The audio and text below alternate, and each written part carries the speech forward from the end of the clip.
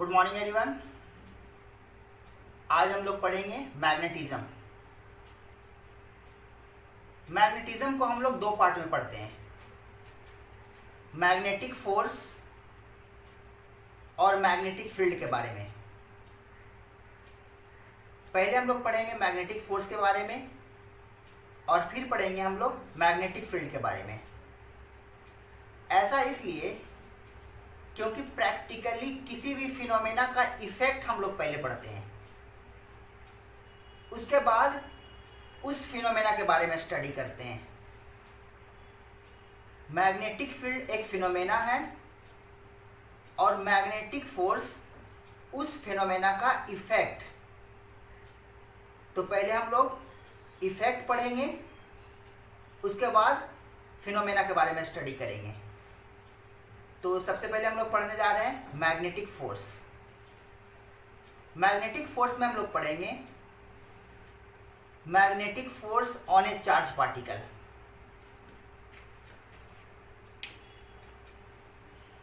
तो हम लोग पढ़ने जा रहे हैं पहले क्या, magnetic force on A charge particle.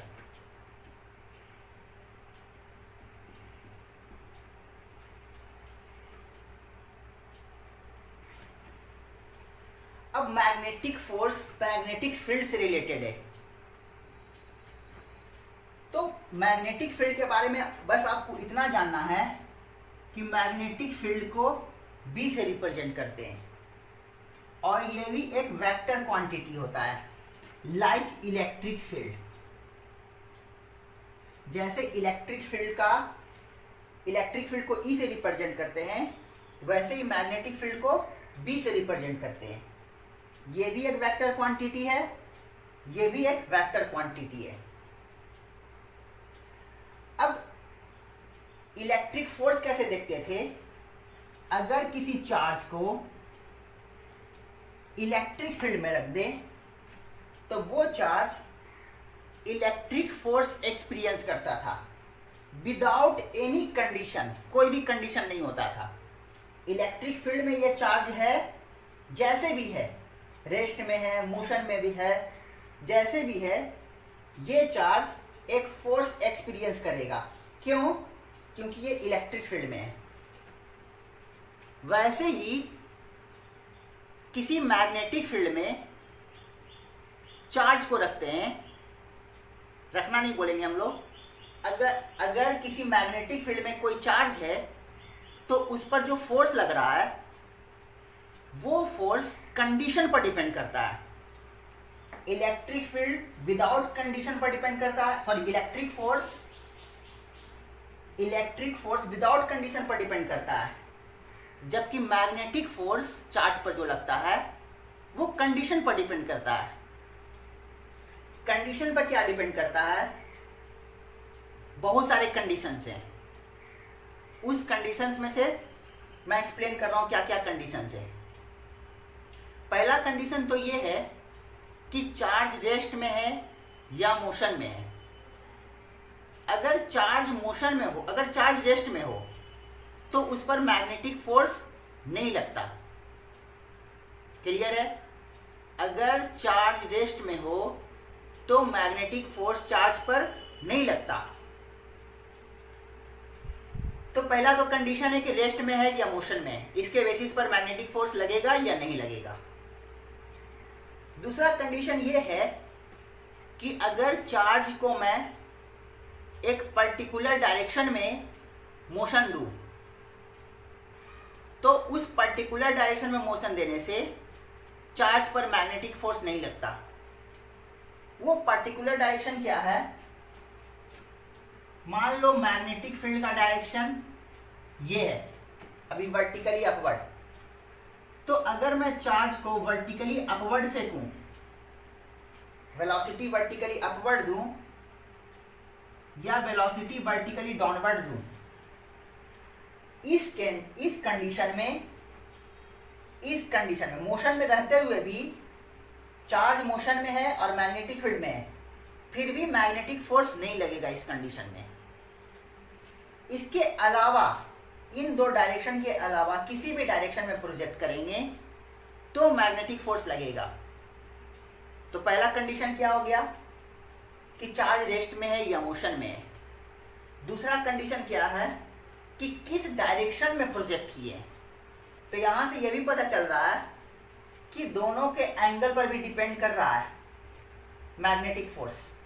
अगर एंगल 0 डिग्री है तो मैग्नेटिक फोर्स नहीं लगेगा, एंगल 180 डिग्री है तो भी मैग्नेटिक फोर्स नहीं लगेगा। इसके अलावा चार्ज के मैग्नीट्यूड पर भी डिपेंड करता है मैग्नेटिक फोर्स। मैग्नेटिक फील्ड के मैग्नीट्यूड पर भी डिपेंड करता है मैग्नेटिक फोर्स, और वेलोसिटी पर भी डिपेंड करता है मैग्नेटिक फोर्स। और इन सब पर कैसे डिपेंड करता है, इन सब का मैग्नीट्यूड बढ़ा दिया जाए तो मैग्नेटिक फोर्स इंक्रीज करता है चार्ज पर। मतलब रफली देखा जाए तो सबके प्रोपोर्शनल ही है। इसके भी प्रोपोर्शनल है मैग्नेटिक फोर्स, इसके भी प्रोपोर्शनल है, इसके भी प्रोपोर्शनल है। और किस पर डिपेंड कर रहा है, इसके और इसके बीच के एंगल पर। तो बहुत सारे एक्सपेरिमेंट किए गए और उन सारे एक्सपेरिमेंट के बेसिस पर किसी चार्ज पार्टिकल को जब मैग्नेटिक फील्ड में मोशन करते हैं तो उस पर जो मैग्नेटिक फोर्स लगता है उसका एक फॉर्मूला डेवलप किया गया। वो फॉर्मूला क्या है,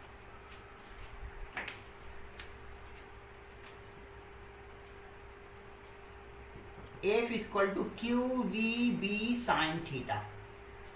एक्सपेरिमेंट, डिफरेंट एक्सपेरिमेंट किया गया और उसके बेसिस पर देखा गया कि चार्ज के प्रोपोर्शनल है, वेलोसिटी के प्रोपोर्शनल है मैग्नेटिक फोर्स, मैग्नेटिक फील्ड के प्रोपोर्शनल है मैग्नेटिक फोर्स, और वेलोसिटी और मैग्नेटिक फील्ड का जो एंगल है उस पर भी डिपेंड करता है। और कैसे, साइन थीटा से, किसी और साइनसॉइडल फंक्शन से नहीं, साइन से। तो इन सारे एक्सपेरिमेंट के बेसिस पर यह फॉर्मूला डेवलप किया गया। अब ये एक फोर्स है तो इसके पास इसका डायरेक्शन भी होगा। अब डायरेक्शन, एक्सपेरिमेंट में डायरेक्शन भी देखा गया कि चार्ज किधर डिफ्लेक्ट करता है। उसके बेसिस पर इसको वेक्टर बनाया गया। कैसे, F = QVB। इसको ध्यान से देखो तो VB sin थीटा को मैं लिख सकता हूं V क्रॉस B। ऐसे तो मैं B क्रॉस VB लिख सकता हूं, B क्रॉस V। लेकिन डायरेक्शन को देखते हुए जो फोर्स का डायरेक्शन था उसके अकॉर्डिंग फार्मूला ये सूटेबल है, ना कि ये।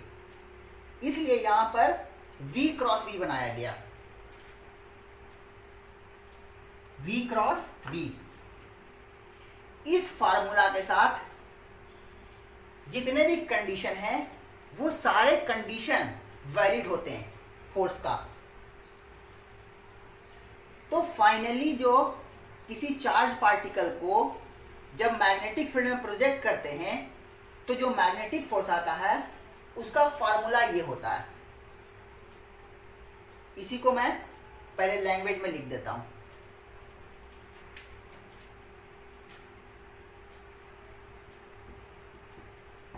On the basis of a number of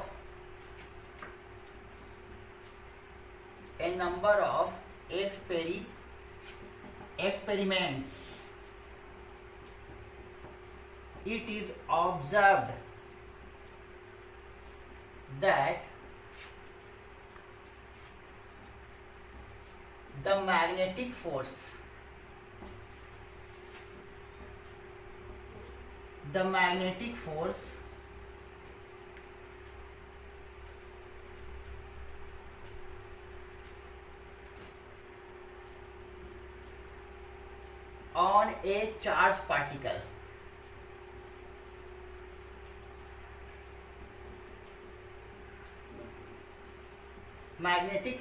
on a charged particle moving with velocity, moving with a velocity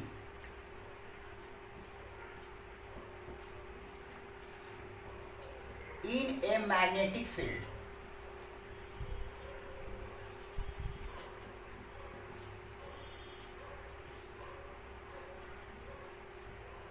in a magnetic field is F is equal to Q V cross B.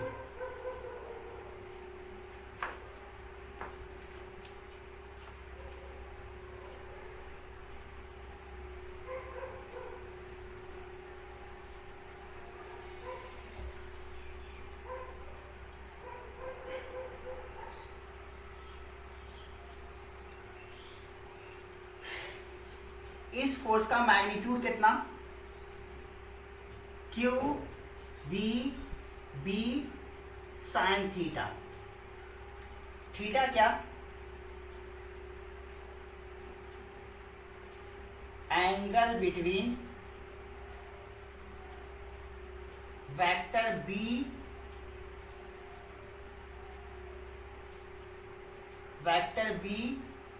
And V, इन दोनों के बीच का angle.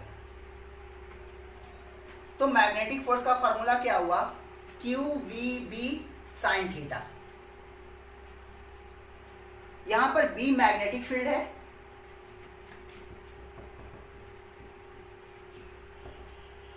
B magnetic field है,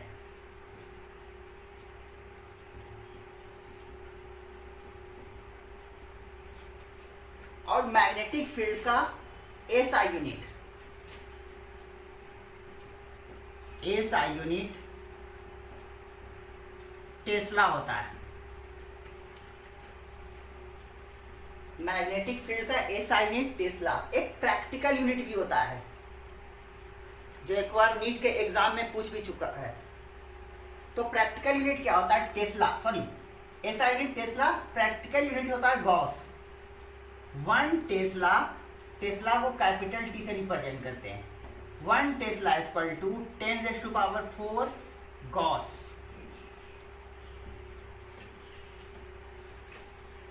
ये practical unit है magnetic field का।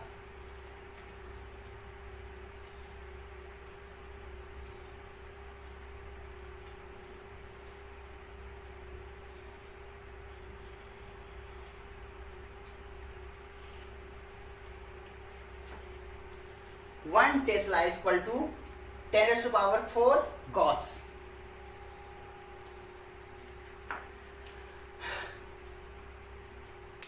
अब यहां से देखो तो मैग्नेटिक फील्ड का तुम डायमेंशन फॉर्मूला भी फाइंड कर सकते हो, क्योंकि किसी भी फिजिकल क्वांटिटी का डायमेंशन फॉर्मूला फाइंड करने के लिए उससे रिलेटेड तुम्हें फॉर्मूला आना चाहिए। तो मैग्नेटिक फील्ड से रिलेटेड तुम्हें फार्मूला पता है, तो फिर मैग्नेटिक फील्ड का तुम डायमेंशन फाइंड कर सकते हो यहां से। तो पहले मैं वो कर लेता हूं। तो यहां से क्या हो जाएगा? Magnetic field is equal to F/QV sine theta. Sine theta तो नंबर है, ये तो नंबर है, और नंबर का कोई डायमेंशन नहीं होता। तो मैग्नेटिक फील्ड का डायमेंशन क्या होगा? डायमेंशन फार्मूला, फोर्स का dimension formula MLT-2 upon charge का IT या AT और V का LT-1। ये हो गया। अब इसको अरेंज कर लेंगे, कितना हो जाएगा? एक L से L कैंसिल, एक T का पावर -1 कैंसिल होगा तो T का पावर -1 बचेगा। M T⁻² यहां से T⁻² और A -1 M T⁻, L का पावर L भी लिख देता हूं, L का पावर 0 T-2 A माइनस 1।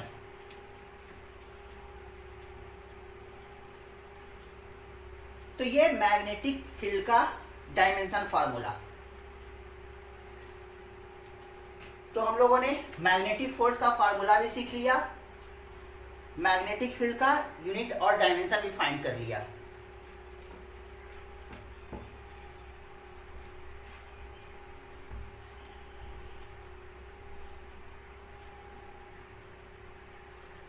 वापस मैं मैग्नेटिक फोर्स के फार्मूला लिख रहा हूं, F equal to Q V cross B.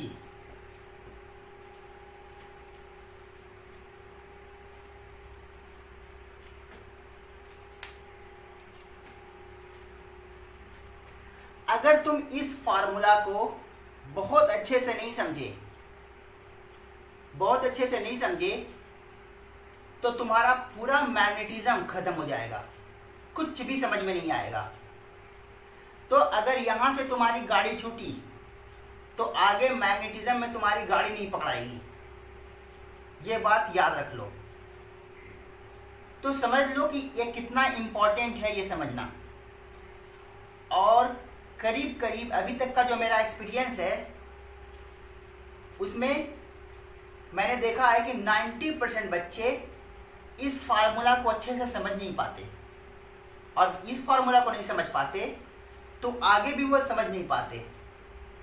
तो इसको समझना बहुत ही इंपॉर्टेंट है, और इसको समझने के लिए तुम्हें वेक्टर का नॉलेज होना चाहिए। और वेक्टर में भी क्या, क्रॉस प्रोडक्ट, क्योंकि देख लो ये क्रॉस प्रोडक्ट है। अगर मैं इसको भूल जाऊं, ये तो स्केलर क्वांटिटी है, तो F equal to V cross B, cross. और क्रॉस जनरली बच्चों को बहुत ही प्रॉब्लम होता है क्रॉस में। तो सबसे पहले मैं वापस तुम्हें क्रॉस प्रोडक्ट को रिकॉल करवाता हूं, और फिर इसके बारे में वापस आऊंगा। और बहुत ही केयरफुल होकर समझो इसको, क्योंकि अगर ये फार्मूला तुम अच्छे से नहीं समझे तो तुम्हारा पूरा मैग्नेटिज्म खत्म हो जाएगा। तो पहले मैं क्रॉस प्रोडक्ट समझाता हूं। मान लो vector C equal to A cross B।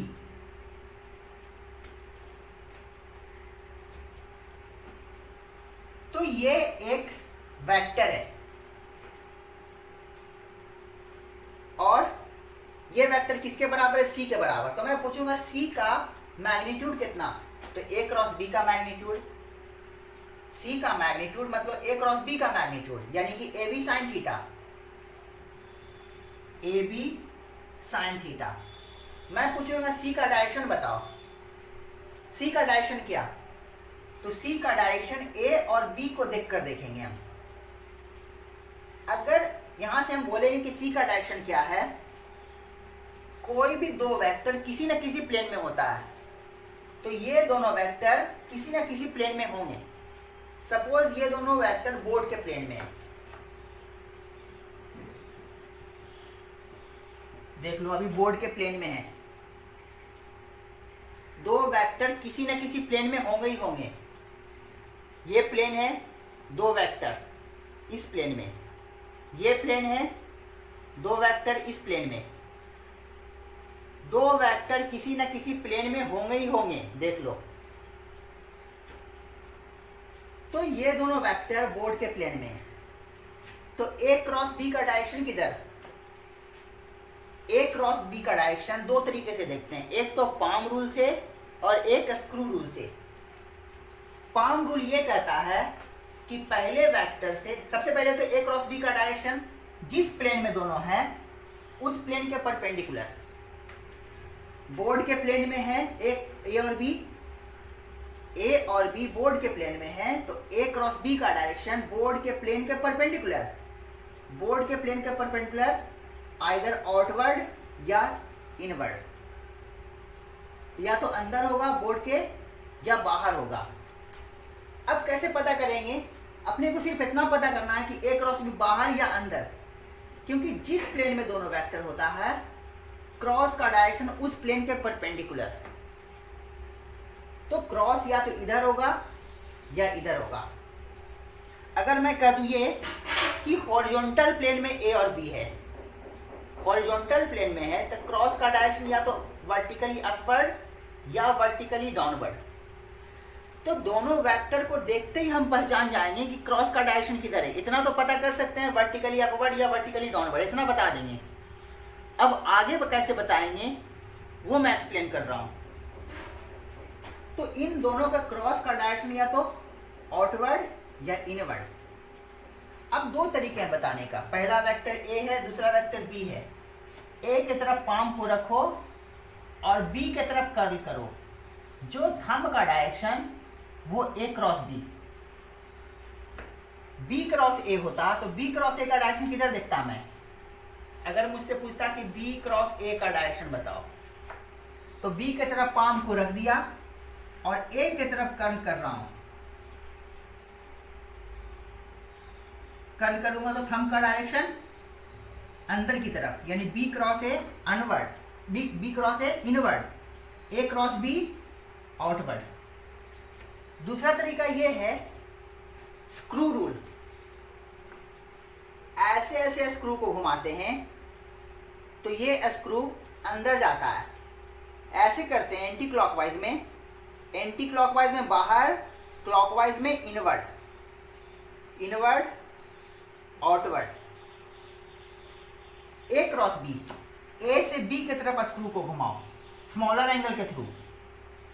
घुमा ए को बी की तरफ ऐसे भी घुमा सकते हैं, ऐसे भी घुमा सकते हैं। स्मॉलर एंगल की तरफ घुमाते हैं, ना कि लार्जर एंगल की तरफ। तो ए से बी की तरफ घुमाओ, ऐसे स्क्रू को घुमाएंगे तो किधर जाएगा? बाहर की तरफ।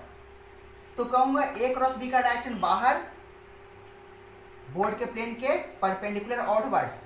बी क्रॉस ए, बी से ए की तरफ घुमाएंगे तो ऐसे स्क्रू घुमाएंगे तो स्क्रू किधर जाएगा? अंदर, क्योंकि अपने को सिर्फ यही चेक करना है अंदर या बाहर। तो बी क्रॉस ए अंदर। तो इस तरह से क्रॉस का डायरेक्शन देखते हैं। अब मैं पूछूं कि फोर्स का डायरेक्शन किधर, तो तुम बोलोगे कि जिस प्लेन में वेलोसिटी है और मैग्नेटिक फील्ड है, क्योंकि वेलोसिटी और मैग्नेटिक फील्ड किसी प्लेन में होगा। जिस प्लेन में ये दोनों हैं उस प्लेन के परपेंडिकुलर होगा फोर्स। सबसे पहले तो यही बोलेंगे, जिस प्लेन में V और B है उस प्लेन के परपेंडिकुलर है फोर्स। अब किसके अकॉर्डिंग? V क्रॉस B के अकॉर्डिंग फोर्स का डायरेक्शन।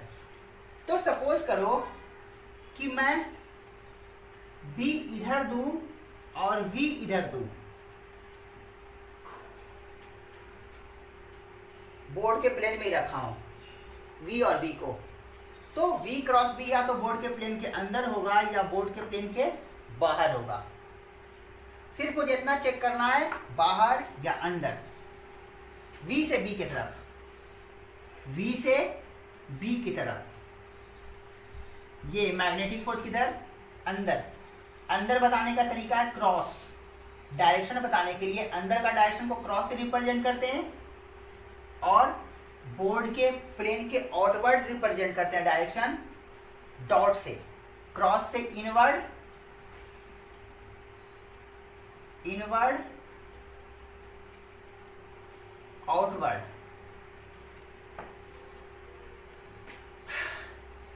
तो यहां से फोर्स का डायरेक्शन किधर होना चाहिए? V क्रॉस B, V से B की तरफ इनवर्ड फोर्स का डायरेक्शन। लेकिन कंडीशन है, कंडीशन ये है कि ये चार्ज पॉजिटिव होना चाहिए। अगर ये चार्ज पॉजिटिव है तो जो V क्रॉस B का डायरेक्शन है वही फोर्स का डायरेक्शन होगा। लेकिन अगर चार्ज मेरा निगेटिव हो गया तो जो V क्रॉस B का डायरेक्शन होगा उसके अपोजिट फोर्स का डायरेक्शन होगा। तो यहाँ ध्यान देने वाली बात यह है कि जब तुम इसका डायरेक्शन देख रहे हो, इसके डायरेक्शन से इसका डायरेक्शन बता रहे हो, तो इस चार्ज को भी देखो कि चार्ज पॉजिटिव है या निगेटिव है। अगर चार्ज पॉजिटिव है तो जो v क्रॉस b का डायरेक्शन होगा वही फोर्स का डायरेक्शन होगा। लेकिन अगर चार्ज नेगेटिव हो गया तो जो v क्रॉस b का डायरेक्शन है उसके अपोजिट फोर्स का डायरेक्शन होगा। यह बात बहुत ही क्लियर होनी चाहिए। तो इसको तो देखेंगे ही, चार्ज पर भी ध्यान रखेंगे। बहुत लोग ध्यान नहीं देते, चार्ज नेगेटिव होता है और v क्रॉस b देख करके डायरेक्शन दे देते हैं, जबकि v क्रॉस b के अपोजिट डायरेक्शन में फोर्स होगा अगर चार्ज नेगेटिव होगा तो। क्योंकि अगर माइनस लग गया तो v क्रॉस b का डायरेक्शन कुछ है, अगर उसमें माइनस लगा देंगे तो उसके अपोजिट डायरेक्शन में बन जाएगा। इसलिए अगर चार्ज नेगेटिव रहा तो जो इसका डायरेक्शन है उसके अपोजिट डायरेक्शन में इसका डायरेक्शन होगा। तो मेरा अगर चार्ज यहाँ पॉजिटिव है तो फोर्स का डायरेक्शन इनवर्ड ही होगा। लेकिन अगर मेरा चार्ज नेगेटिव रहा तो जो फोर्स का डायरेक्शन इनवर्ड आया है इसके अकॉर्डिंग फोर्स का डायरेक्शन आउटवर्ड होगा, क्योंकि चार्ज मेरा नेगेटिव है। v cross b, charge positive, force का डायरेक्शन ये, v क्रॉस b। अगर चार्ज नेगेटिव रहा तो फोर्स का डायरेक्शन ये। बहुत ही क्लियर होना चाहिए ये बात।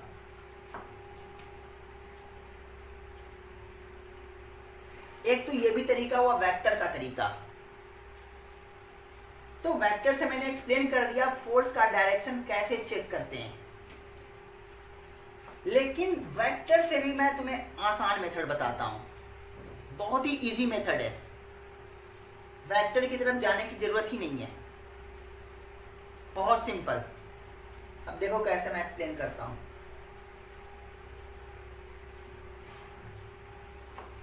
ये मैग्नेटिक फील्ड जैसे इलेक्ट्रिक फील्ड होता था, ये सब इलेक्ट्रिक फील्ड दिखाते थे, इधर दिखाते थे, अपवर्ड दिखाते थे, डाउनवर्ड दिखाते थे। उसी तरह से मैग्नेटिक फील्ड का भी कोई डायरेक्शन होगा, ऐसे ही कुछ। या तो मैग्नेटिक फील्ड हॉरिजॉन्टल ये हो, या हॉरिजॉन्टल डायरेक्शन में ये हो, या वर्टिकली अपवर्ड हो, या वर्टिकली डाउनवर्ड हो, या इंक्लाइंड के अलोंग, किसी के अलोंग मैग्नेटिक फील्ड का डायरेक्शन होगा। अब मान लो, सपोज करो कि मैग्नेटिक फील्ड का डायरेक्शन वर्टिकली डाउनवर्ड है, वर्टिकली डाउनवर्ड है। तुम्हारे ये जो 5 फिंगर्स हैं, इन 4 फिंगर्स को मैग्नेटिक फील्ड का डायरेक्शन समझो। तो इन 4 फिंगर्स को मैग्नेटिक फील्ड के डायरेक्शन में कर दो। मैग्नेटिक फील्ड में मैंने बोला वर्टिकली डाउनवर्ड, तो सारे फिंगर्स को वर्टिकली डाउनवर्ड कर दो।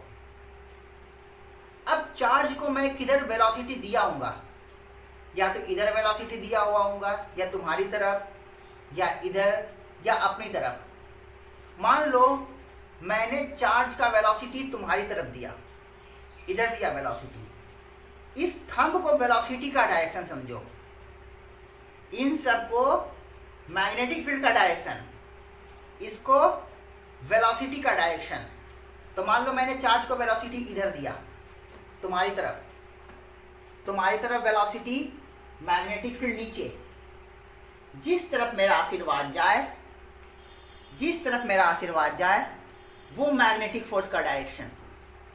देख लो, तो मेरा मैग्नेटिक फोर्स का डायरेक्शन ये बन रहा है। अगर मैं ये कहूं मैग्नेटिक फील्ड अपवर्ड है, magnetic field upward, magnetic field, velocity मैं किधर दे रहा हूं, वेलोसिटी मैं इधर दे रहा हूं।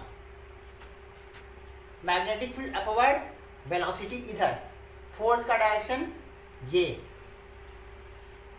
इन सब में 2 बात ध्यान देना है। पहला बात कि जो ये यूज कर रहा हूं आशीर्वाद रूल, ये राइट हैंड के लिए वैलिड है। अगर तुम लेफ्ट हैंड यूज किए तो तुम्हारा डायरेक्शन अपोजिट आ जाएगा। ये बहुत ही केयरफुली ध्यान रखना, क्योंकि बहुत लोग लेफ्टी होते हैं तो लेफ्ट हैंड चला लेते हैं। राइट हैंड चलाना है, गलती से भी लेफ्ट हैंड नहीं चलाना है।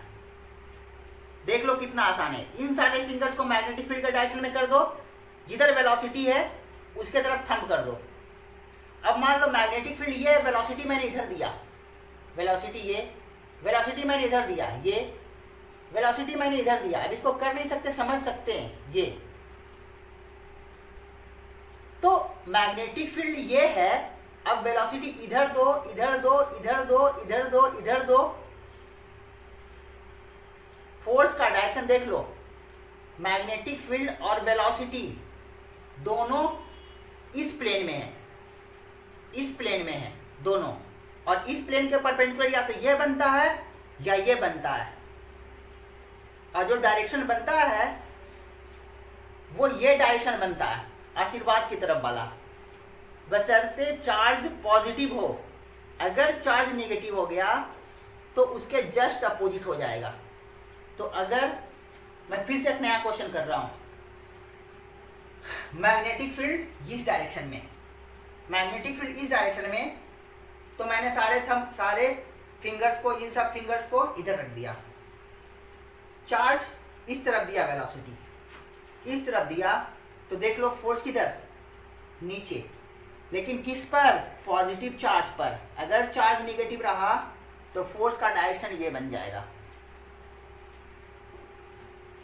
तो मेरे हिसाब से अब ये क्लियर हो चुका है कि तुम मैग्नेटिक फोर्स का डायरेक्शन बहुत ही इजीली देख सकते हो आशीर्वाद रूल से। वेक्टर की तरफ जाने की कोई जरूरत नहीं है, क्रॉस देखने की कोई जरूरत नहीं है, सिर्फ तुम आशीर्वाद रूल से देखो इन सारे को, मैग्नेटिक फील्ड का डायरेक्शन और इसको वेलोसिटी का direction.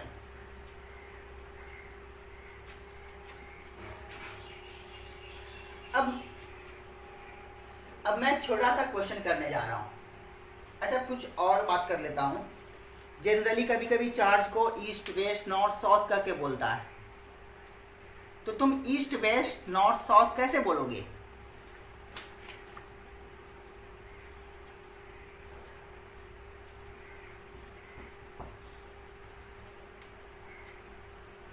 East west north south,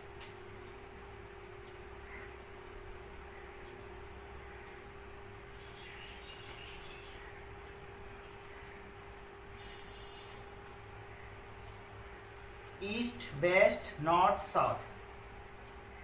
अब तुम नॉर्थ, इसका मतलब नॉर्थ ऊपर नहीं होता, साउथ नीचे नहीं होता। नॉर्थ बोर्ड पर मैंने ऐसे दिखाया है, नॉर्थ कहने का मतलब नॉर्थ ये, साउथ नीचे कहने का मतलब साउथ ये, नॉर्थ ये, साउथ ये, ईस्ट ये, वेस्ट ये, नॉर्थ साउथ ईस्ट वेस्ट।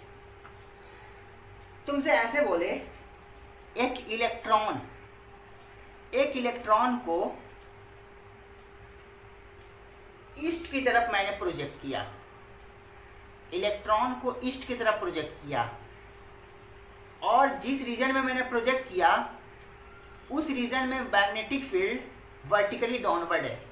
यह क्वेश्चन में बोल देगा कि मैग्नेटिक फील्ड वर्टिकली डाउनवर्ड है और इलेक्ट्रॉन को इस डायरेक्शन में फोर्स किया, ये इलेक्ट्रॉन को इस डायरेक्शन में प्रोजेक्ट किया गया, तो फोर्स का डायरेक्शन किधर होगा?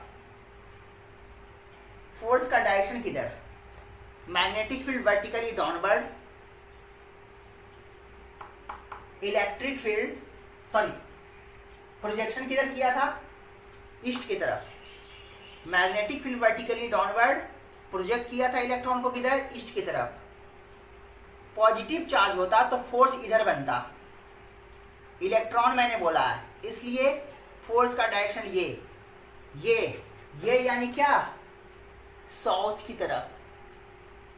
फोर्स का डायरेक्शन साउथ की तरफ।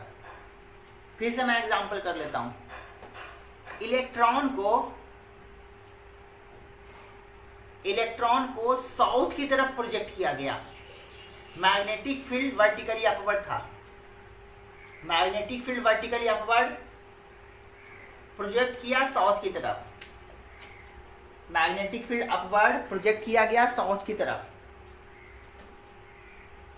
तो फोर्स का डायरेक्शन किधर बनेगा? वेस्ट की तरफ।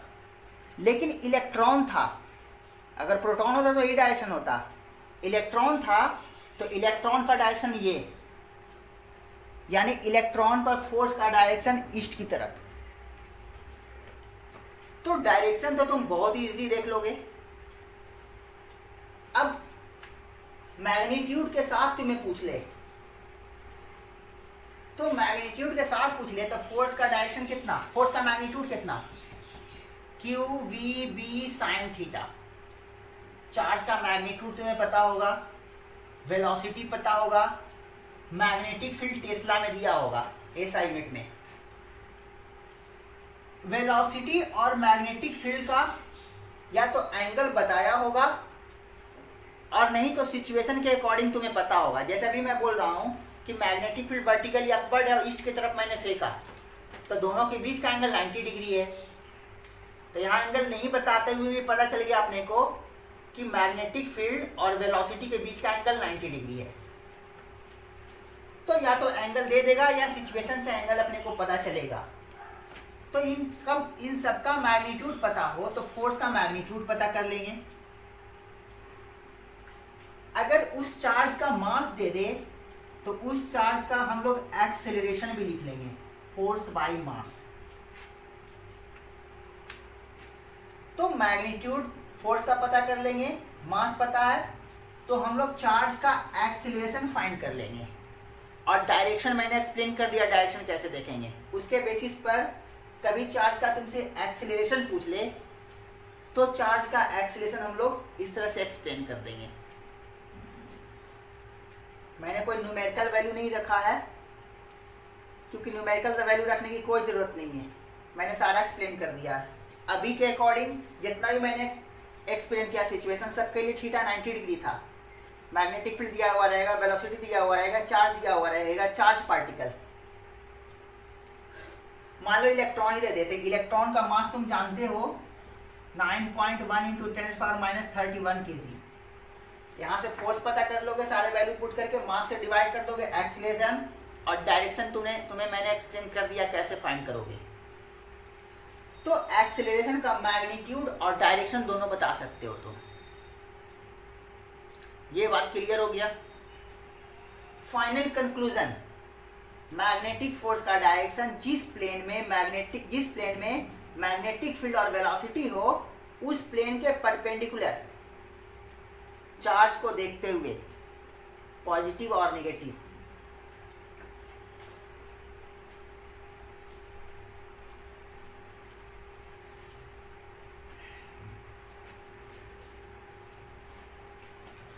अब हम लोग पढ़ेंगे motion of A charge particle in a magnetic field. किसी चार्ज पार्टिकल का मैग्नेटिक फील्ड में मोशन कैसा होता है इसके बारे में स्टडी करेंगे। तो इसमें दो केस लेते हैं हम लोग। पहला केस ये लेते हैं कि वेलोसिटी और मैग्नेटिक फील्ड के बीच का एंगल 90 डिग्री है, मतलब मैंने जो चार्ज पार्टिकल को प्रोजेक्ट किया है वो मैग्नेटिक फील्ड के परपेंडिकुलरली प्रोजेक्ट किया है। पहला केस ये लेते हैं। और दूसरा केस ये लेते हैं कि दोनों के बीच का एंगल 90 डिग्री नहीं है, राइट एंगल पर नहीं है। एक राइट एंगल का केस और एक राइट एंगल का केस नहीं। तो हम लोग पढ़ने जा रहे हैं magnetic force on A charge particle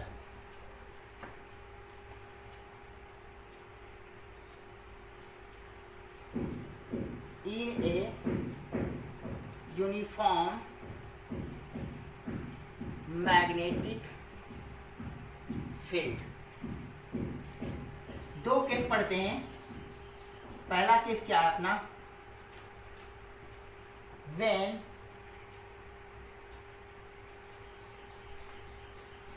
velocity of charge particle is perpendicular to magnetic field। ये केस है अपना।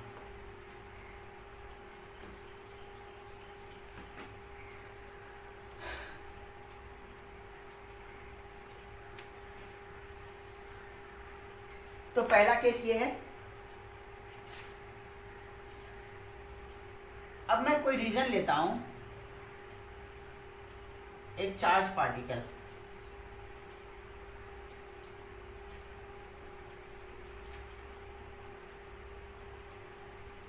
इसको मैं रब कर देता हूं।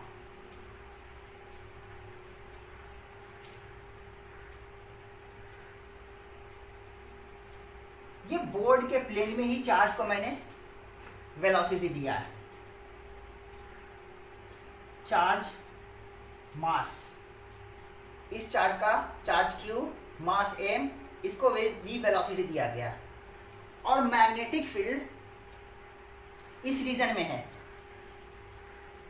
चार्ज जहां है उस रीजन में मैग्नेटिक फील्ड है। मैग्नेटिक फील्ड को रिप्रेजेंट करने का दो तरीका है।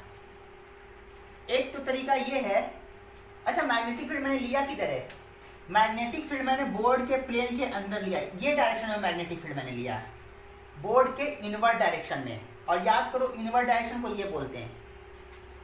तो रिप्रेजेंट करने का तरीका ये है कि ऐसे भी कुछ लोग ऐसे रिप्रेजेंट करते हैं,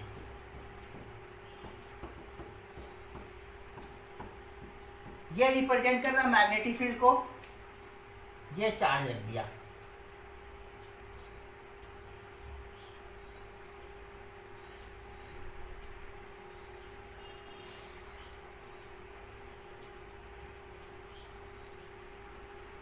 और कुछ लोग इतना ना करके, इस तरह से ना रिप्रेजेंट करके, कुछ लोग ऐसे भी रिप्रेजेंट कर देते हैं कि इस रीजन में मैग्नेटिक फील्ड है और मैग्नेटिक फील्ड किधर है, बोर्ड के प्लेन के इनवर्ड है। अपना अपना करने का तरीका है। तो कुछ लोग पूरे रीजन में ऐसे क्रॉस दिखा देंगे, मतलब मैग्नेटिक फील्ड इनवर्ड है। कुछ लोग इस तरह से रिप्रेजेंट कर देते हैं, मतलब ये रीजन क्या है, मैग्नेटिक फील्ड का रीजन है और डायरेक्शन किधर है, मैग्नेटिक फील्ड का इनवर्ड। अब ध्यान से देखो, तुम मुझे ये बताओ, मैग्नेटिक फील्ड तो इनवर्ड है, इस चार्ज पर मैग्नेटिक फोर्स का डायरेक्शन किधर, तुम एक्सप्लेन कर सकते हो। वीडियो को पॉज करके सोचना, मैं एक्सप्लेन कर रहा हूं।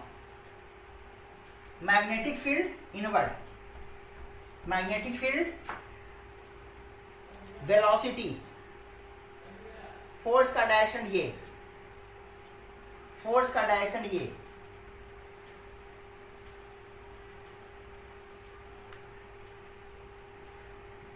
यहां ध्यान देने वाली बात है,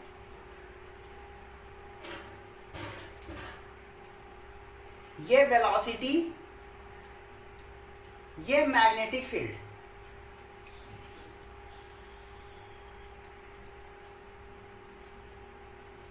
वेलोसिटी, मैग्नेटिक फील्ड, फोर्स, तीनों एक दूसरे पर परपेंडिकुलर है। देख लो 90 डिग्री, 90 डिग्री, 90 डिग्री, तो तीनों म्यूचुअली परपेंडिकुलर है।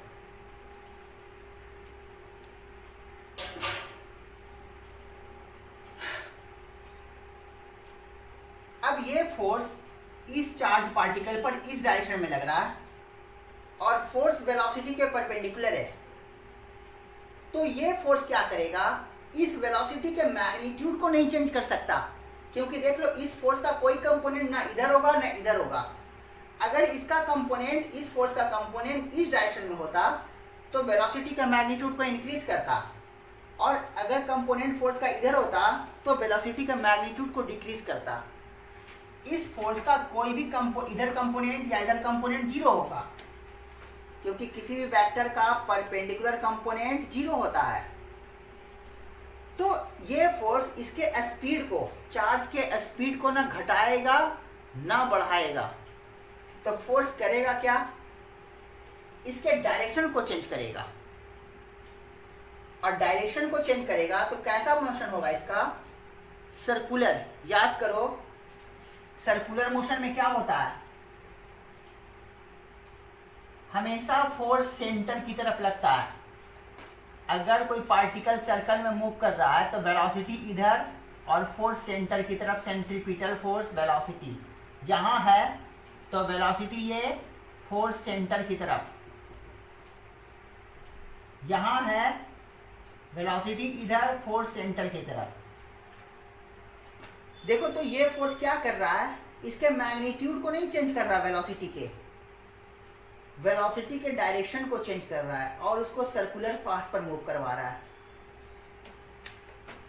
ये फोर्स वेलोसिटी के परपेंडिकुलर है, इसलिए ये फोर्स इस चार्ज को सर्कुलर पाथ पर मूव करवाएगा, और सर्कुलर पाथ पर मूव करवाएगा तो ये फोर्स किधर हो जाएगा, सेंटर की तरफ।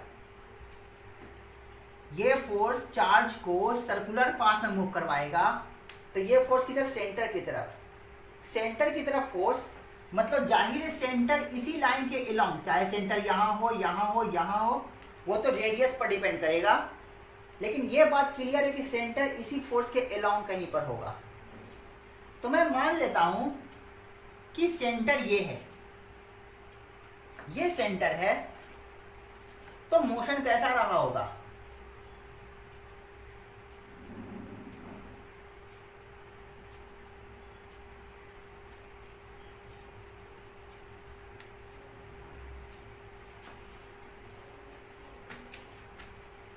इस चार्ज का सर्कुलर मोशन ये रहा होगा, क्योंकि फोर्स इधर और फोर्स सेंटर की तरफ लग रहा होगा। देखो तो ये फोर्स क्या करेगा, चार्ज को इधर की तरफ डिफ्लेक्ट करवाएगा, जो इधर जा रहा है वो वेलोसिटी को इधर डिफ्लेक्ट करेगा। तो जाहिर ये सेंट्रीपिटल फोर्स रहा होगा, और सेंट्रीपिटल फोर्स सेंटर की तरफ। तो इसी फोर्स के बेसिस पर मैंने सेंटर डिसाइड कर लिया, और सेंटर के बेसिस पर सर्कुलर मोशन मैंने डिसाइड कर लिया। तो फाइनली मुझे सर्कुलर मोशन कुछ ऐसा दिखा। अब ये फोर्स जो मैग्नेटिक फोर्स है, एफ बी लिख सकते हैं मैग्नेटिक फोर्स को, मैग्नेटिक फोर्स ऐसे भी लिखते हैं या सिंपली एफ लिखो।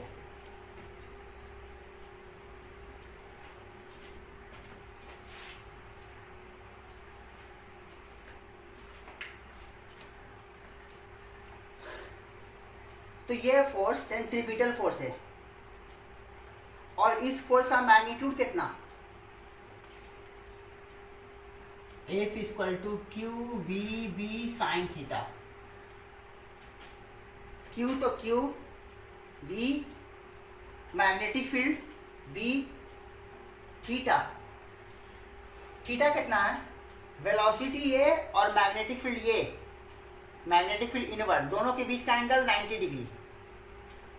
90 डिग्री वेलोसिटी और मैग्नेटिक फील्ड के बीच का angle 90 degree. Q V B sine 90, Q V B, ये मैग्नेटिक फोर्स। ये मैग्नेटिक फोर्स चार्ज पार्टिकल को सेंट्रीपिटल फोर्स प्रोवाइड करेगा।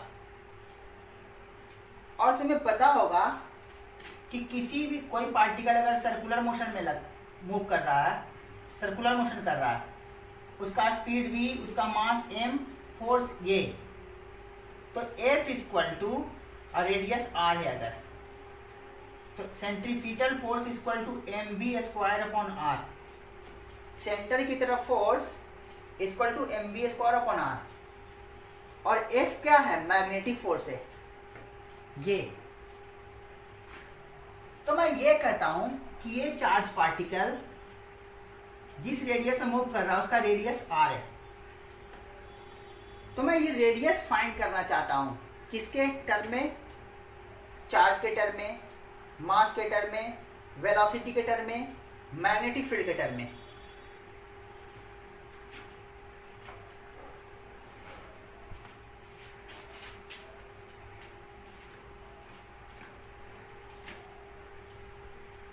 तो मैं रेडियस को 1 2 3 4 इन 4 वेरिएबल के टर्म में फाइंड करना चाहता हूं मैं। तो मैं क्या लिखूंगा यहां से कि चार्ज को सेंट्रीपिटल फोर्स कौन प्रोवाइड कर रहा है, मैग्नेटिक फोर्स, क्योंकि ये मैग्नेटिक फोर्स है ना। किसी भी चार्ज, किसी भी पार्टिकल जो सर्कुलर मोशन करता है तो उसको सेंट्रीपिटल फोर्स कोई ना कोई प्रोवाइड करता है। याद करो, अगर स्ट्रिंग के थ्रू घुमा रहे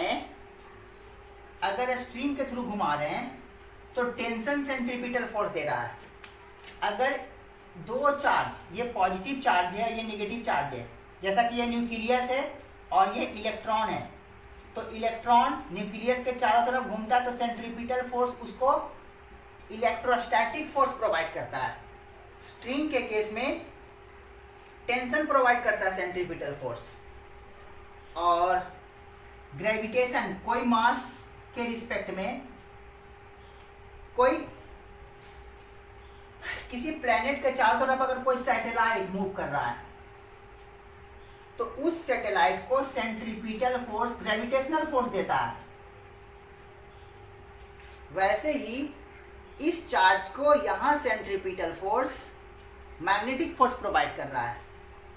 वही मैं लिखने जा रहा हूं, necessary centripetal force to the charged particle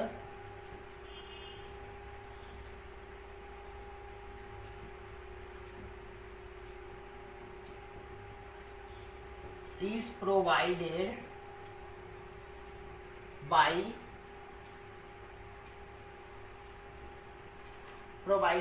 magnetic force।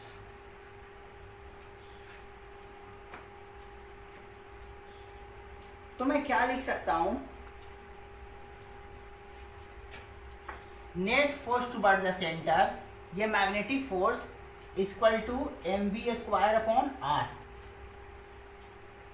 Magnetic force भी लिख सकते हो तुम, magnetic force equal to mv square upon r, और मैग्नेटिक फोर्स अभी कितना आया था, qvb mv square upon r। एक v से v cancel, r equal to कितना, r को इधर ले जाएंगे, qb को इसके नीचे ले आएंगे, mv अपॉन qb। ये है रेडियस का फॉर्मूला।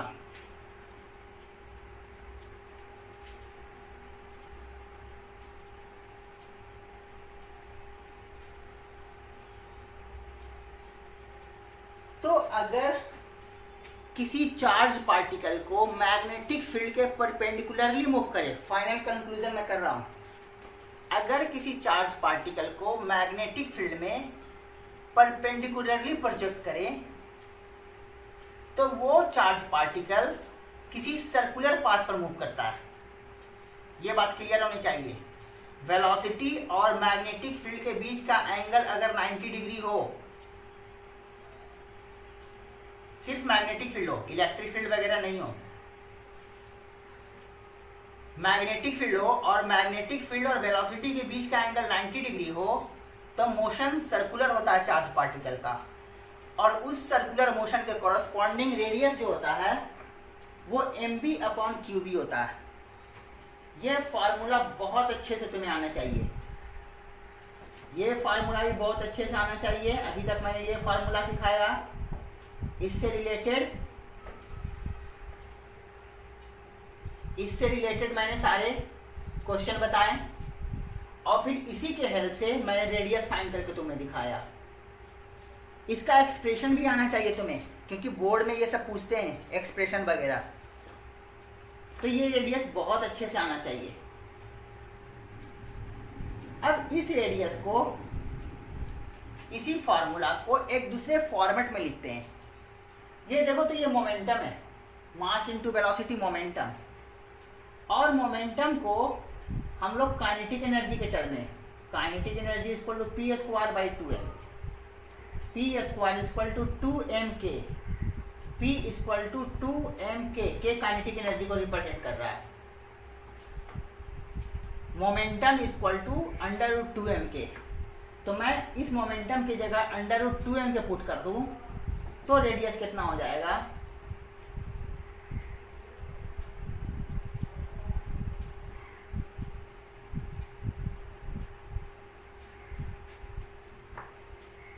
तो रेडियस को मोमेंटम के टर्म, मास इनटू वेलोसिटी के टर्म में भी इस तरह से लिखेंगे, और मोमेंटम को मैं काइनेटिक एनर्जी में कन्वर्ट करके रेडियस को इस तरह से लिखूंगा। तो रेडियस को मैं दो तरीके से लिख सकता हूं। ये बात क्लियर हो गया?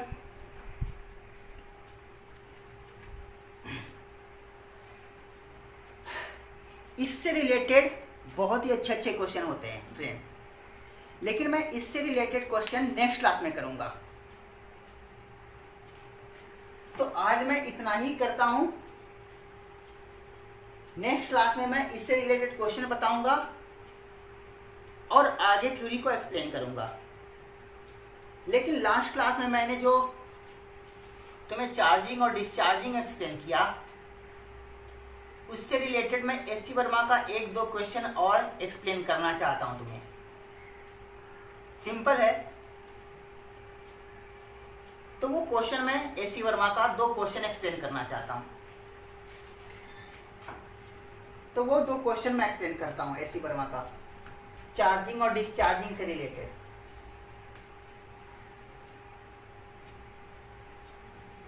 एक क्वेश्चन ऐसे आ जाएगा आपको,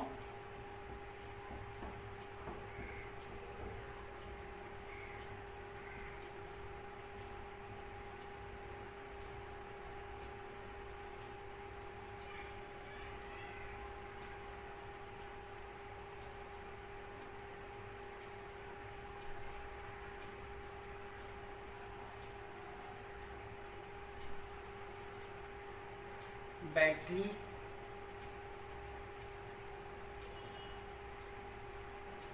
शायद बैटरी नहीं, यहाँ नहीं दिख रहा होगा, तो ऊपर मैं बैटरी को कनेक्ट कर देता हूँ।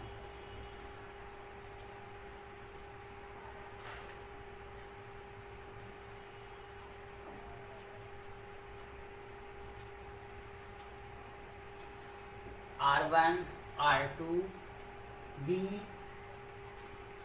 C1, C2, C3, C4, R3, R4, इस तरह से सबका न्यूमेरिकल वैल्यू दिया हुआ रहेगा सारे क्वांटिटी का।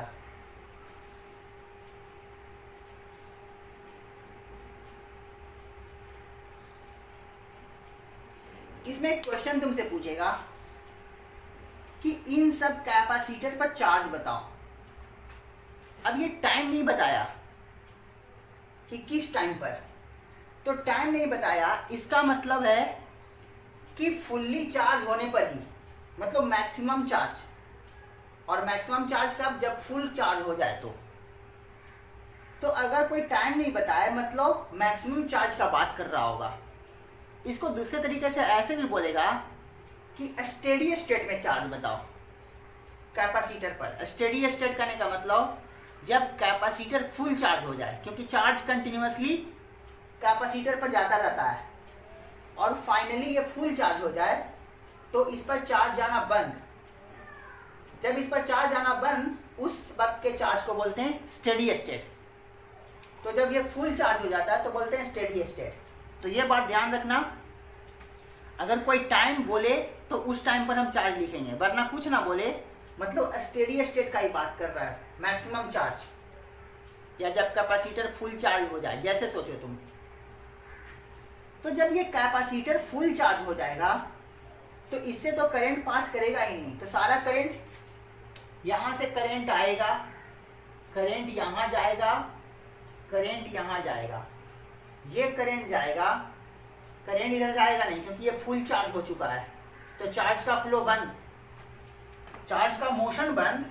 फुल चार्ज हो चुका है तो चार्ज का मोशन बंद, और चार्ज का मोशन बंद मतलब करंट बंद।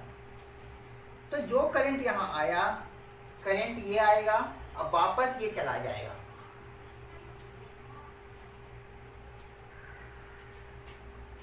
तो हम कह सकते हैं इस सिचुएशन को देख करके, ये दोनों सीरीज में, ये दोनों सीरीज में,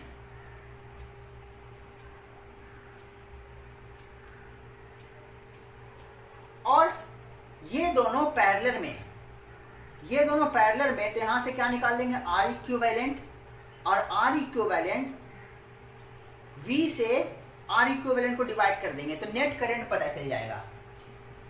और नेट करंट पता चल जाएगा तो फिर करंट को डिवाइड करने आता है अपने को पैरेलल में। लेकिन हम लोग ऐसा नहीं करेंगे, पहले भी मैं एक्सप्लेन किया हूं कि ये दोनों पैरेलल में तुम क्यों देखते हो, इन दोनों का पोटेंशियल डिफरेंस वही है जो बैटरी का पोटेंशियल डिफरेंस है। तो डायरेक्ट इसका करंट बताओ ना। अगर कोई इधर या इधर रेसिस्टेंस कनेक्टेड होता तो हम ऐसे नहीं देख पाते। यहाँ कोई रेसिस्टेंस नहीं है, इन दोनों का पोटेंशियल डिफरेंस वही है जो बैटरी का है, इन दोनों का पोटेंशियल डिफरेंस वही है जो बैटरी का है। तो इसमें करंट कितना हो जाएगा? V upon R1 plus R2। इसमें करंट कितना हो जाएगा, V upon R3 plus R4, क्योंकि ये दोनों सीरीज में है। अब ध्यान देना, रेसिस्टेंस जब सीरीज में हो तो पोटेंशियल डिवाइड करने का तरीका मैंने बताया है।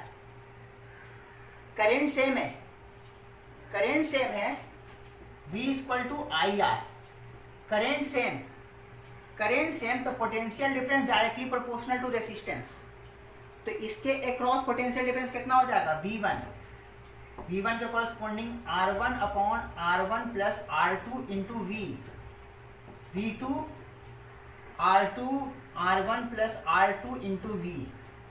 वैसे ही इसके कॉरस्पॉन्डिंग पोटेंशियल डिफरेंस, इसके कॉरस्पॉन्डिंग पोटेंशियल डिफरेंस। जो इसके कॉरस्पॉन्डिंग पोटेंशियल डिफरेंस है वही पोटेंशियल डिफरेंस देख लो इसके क्रॉस है, सेम पोटेंशियल, सेम पोटेंशियल। जो पोटेंशियल इसके, जो पोटेंशियल डिफरेंस इसके क्रॉस जो कि V1 फाइंड किया है, वही पोटेंशियल डिफरेंस इसके क्रॉस, जो पोटेंशियल डिफरेंस इसके क्रॉस वो इसके क्रॉस, जो इसके क्रॉस ये उसके क्रॉस, जो इसके क्रॉस वही इसके क्रॉस। इसके क्रॉस पोटेंशियल डिफरेंस तुमको पता है कितना, V1, और V1 equal to Q1 upon C1, V1 equal to Q1 upon C1, तो इस पर Q1 पता चल जाएगा। V2 equal to Q2 upon C2, Q2, V2 equal to Q2 upon C2, V2 तुमको पता है।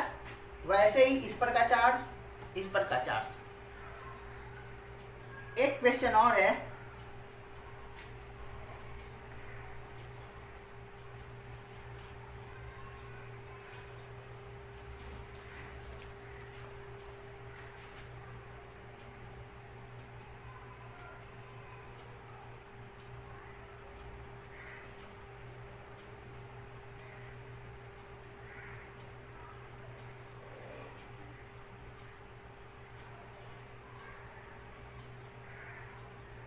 टेन ओम, 100 वोल्ट, 20 ओम,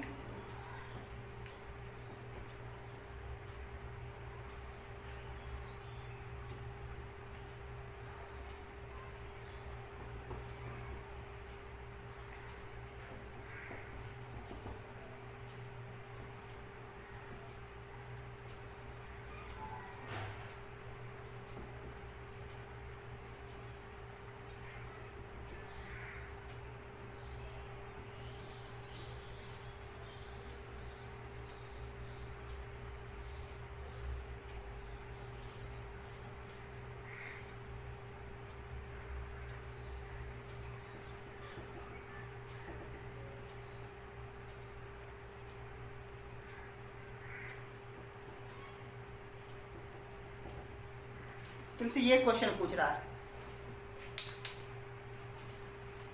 ये क्वेश्चन दिया हुआ है potential difference VA minus VB और VB माइनस VC कब, स्टेडी स्टेट में। स्टेडी स्टेट, स्टेडी स्टेट का मतलब when capacitor is fully charge.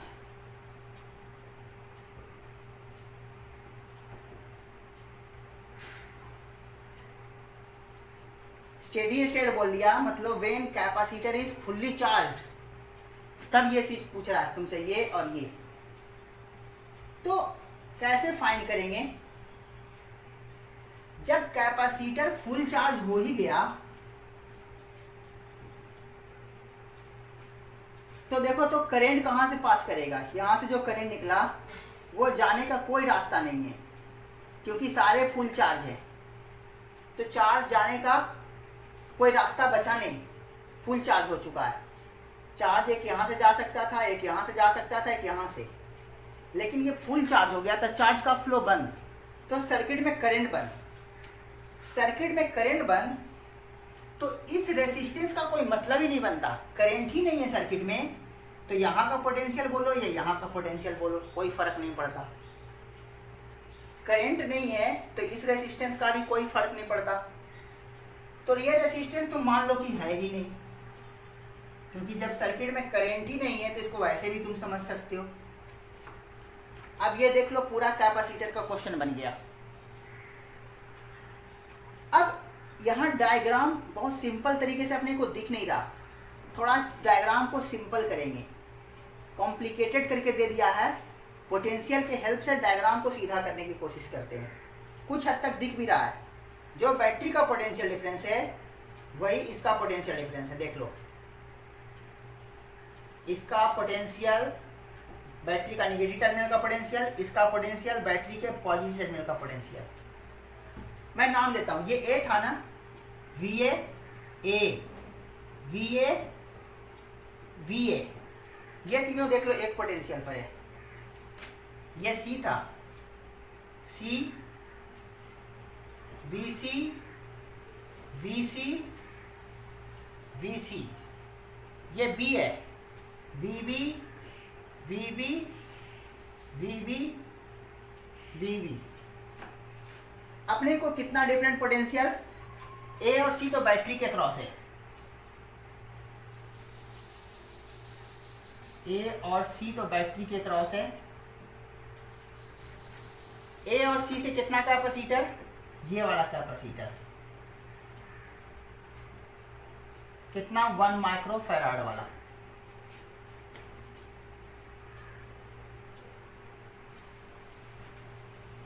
ये किसके किसके, ए बी, ए और सी के बीच में एक बी पोटेंशियल है। ये ए है, ए और सी के बीच में एक बी पोटेंशियल भी है। ये तो ए बी, ए सी था, ए सी के बीच ये था, ये मैंने कर दिया। बाकी में एक बी और पोटेंशियल है, ए से बी 3 वाला,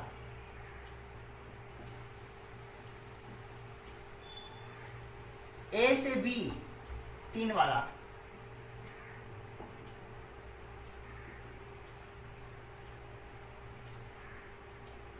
ये हो गया, ये हो गया।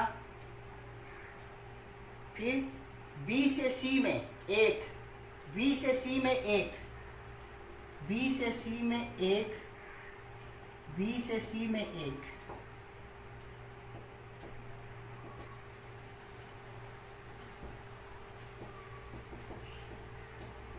अब तो बहुत आसानी से दिख रहा है सब कुछ।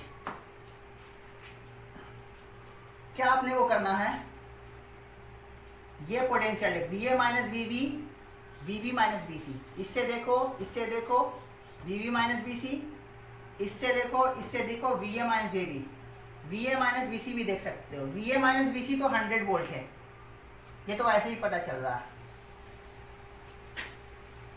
इसको कैसे देखेंगे, ये भी बहुत सिंपल है। इसको देखो तो इन दोनों के बदले एक बना दो, इन दोनों के बदले एक बनाओगे तो 3 और 3 6 पैरेलल में है ना, ये और ये पैरेलल में है। देख लो पोटेंशियल सेम, तो 3 3 6, और ये दोनों भी पैरेलल में है, 1 1 2।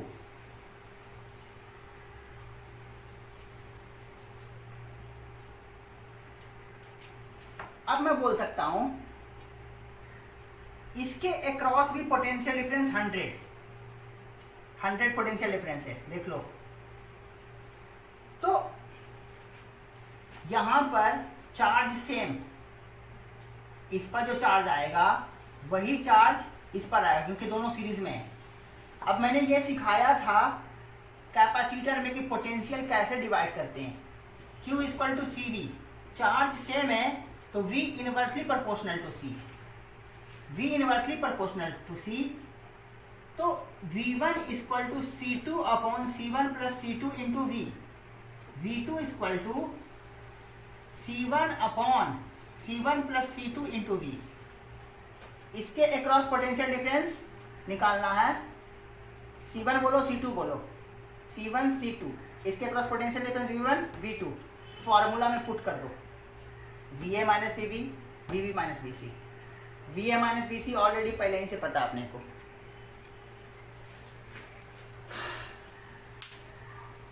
तो तुम जितना मैक्सिमम से मैक्सिमम क्वेश्चन सॉल्व करने की कोशिश करो, क्योंकि कंपटीशन को अगर तुम कंसीडर कर रहे हो तो बिना क्वेश्चन सॉल्व करने से कुछ नहीं होने वाला। इसलिए मैक्सिमम क्वेश्चन तुम सॉल्व करो। तुमने करंट का अभी भी मेरे हिसाब से बहुत क्वेश्चन नहीं सॉल्व किया है, और बहुत लोगों को मैं देखता हूँ कि लेक्चर बहुत लेट से देखते हैं। ये अच्छी बात नहीं है। अगर तुम्हारे पास पहुंच गया इसका मतलब ये नहीं कि तुम आराम से काम करो।